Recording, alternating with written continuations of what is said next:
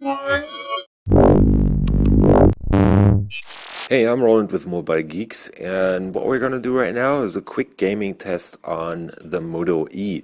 So the device is basically pretty well equipped for the price, at least. It's only 7,000 rupees in India, so that's about, I think, 110, maybe $118, and just under 90 euros in Germany, for example. You get a dual core Snapdragon 200 in here. You get 1 gig of RAM, which is great. Uh, a QHD resolution screen, and that's the bad thing about this, the 4 gigs of onboard flash storage. So these turn out to be kind of a major problem for Android gaming because Real Racing 3, for example, requires just over 1.7 gigs of free flash memory, and I had actually to deinstall a bunch of apps on this phone to actually make room for the game, because if you go into settings and go into memory, you'll see that now I only have 120 megs left, and overall there's only 2.17 gigs of the memory available, the onboard memory, and you can't really install apps or games on the SD card because Android doesn't allow that anymore since KitKat. So in my case, I had to kick everything else off just to install Real Racing 3. So you have to keep that in mind when trying to install games on here. And I don't even know if Grand Theft Auto, for example, will even install because of the little memory that this guy actually has right here. So Real Racing 3 is probably pretty well known by all of you. So it's just a common racing game where you compete against pretty much everybody else on the planet who plays the game. And yeah, it's running pretty smoothly there. I haven't noticed any lags or stuttering or anything, at least until now. It takes a while to load the game and to start it and everything else, but that's pretty common for Real Racing 3. It's a little slower than on high-end devices, like, I mean, the loading times, but gameplay itself is pretty smooth, and I haven't noticed any stuttering or anything, even though there's plenty of opponents around me right now. So Real Racing 3 shouldn't be much of a problem with the Moto E. So now I got Grand Theft Auto 3 running right here, and right now it's set to the absolutely highest graphics settings.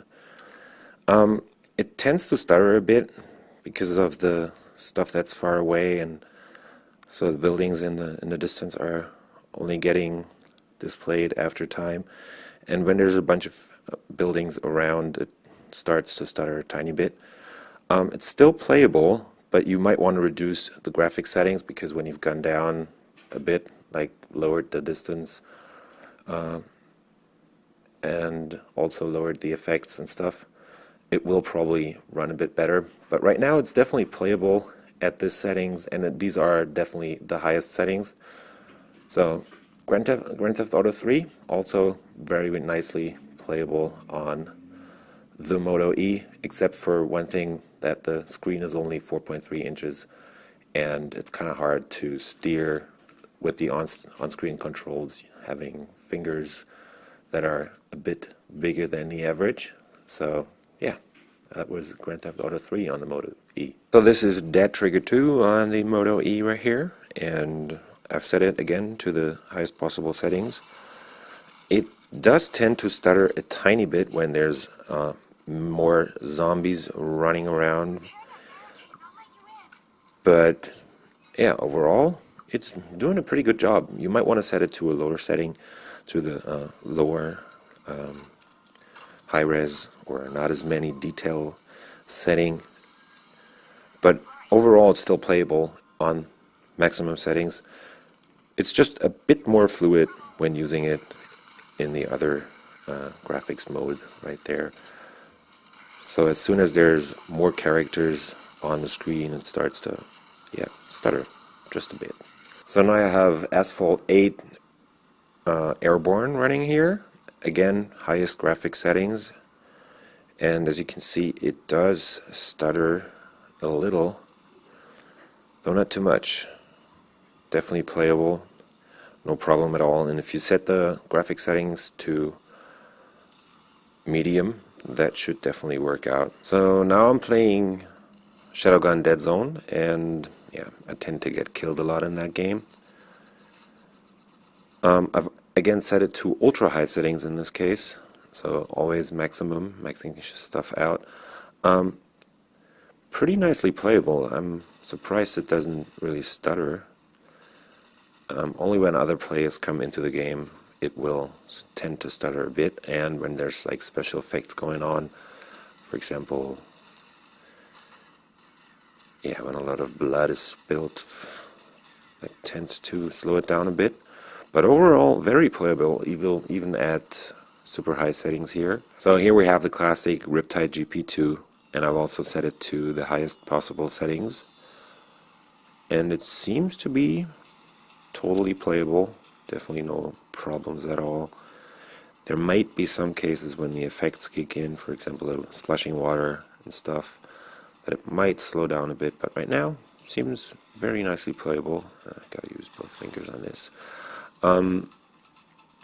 So all the effects work, water's reflecting nicely, no stuttering, sun coming in from above.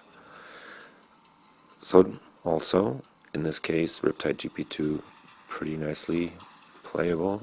Just gotta make sure I hold it up to the camera here.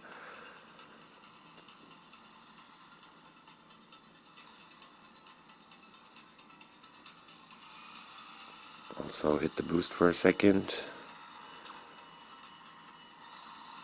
Yeah, so Riptide GP2 also nicely playable even at the highest possible graphics settings. So here's another classic, Temple Run 2 in this case, just for the fun of it. Definitely works nicely. No problems at all, except when you're not good at games like me. So, yeah, I guess pretty much all the popular games are pretty playable on this device. You only have to make sure you leave enough room for everything you need, and the bigger games like Asphalt and Real Racing and GTA, for example, can only be downloaded if you're using them all by themselves, and you have to replace them and re-download them.